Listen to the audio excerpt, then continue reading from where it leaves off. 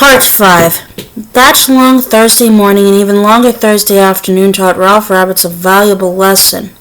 Not to sneer at 3 or 4 hours sleep a night simply because he had spent his entire life under the mistaken impression that he had a right to at least 6 and usually 7. It also served as a hideous preview. If things didn't improve, he could look forward to feeling like this most of the time. Hell, all of the time. He went into the bedroom at 10 o'clock and again at 1, hoping for a little nap. Even a cat nap would do, and half an hour would be a lifesaver, but he could not do so much as drowse. He was miserably tired, but not in the least bit sleepy. Around 3 o'clock he decided to make himself a Lipton cup of soup. He filled the tea kettle with fresh water, put it on to boil, and opened the cupboard over the counter where he kept condiments, spices, and various envelopes containing foods which only astronauts and old men actually seem to eat. Powders to which the consumer need only add hot water. He pushed the cans and bottles around in aimless fashion and simply stared into the cupboard for a while as if expecting the box of soup packets to magically appear in the space he had made.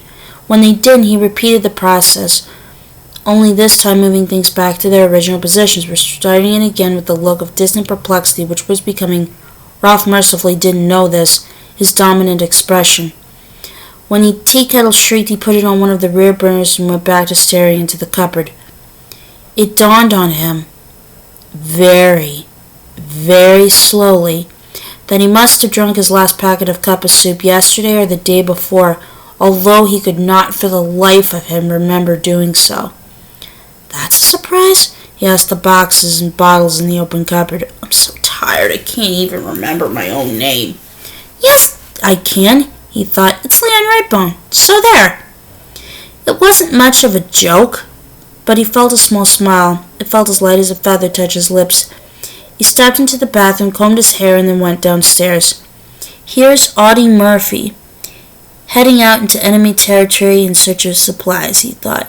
"Primary target, 1 box of Lipton chicken and rice cup of soup packets. If locating and securing this target should prove impossible, I'll divert to my secondary, noodles and beef. I know this is a risky mission, but I'd work best alone," he finished as he came out on the porch. Old Mrs. Perrine happened to be passing, and she favored Ralph with a sharp look but said nothing.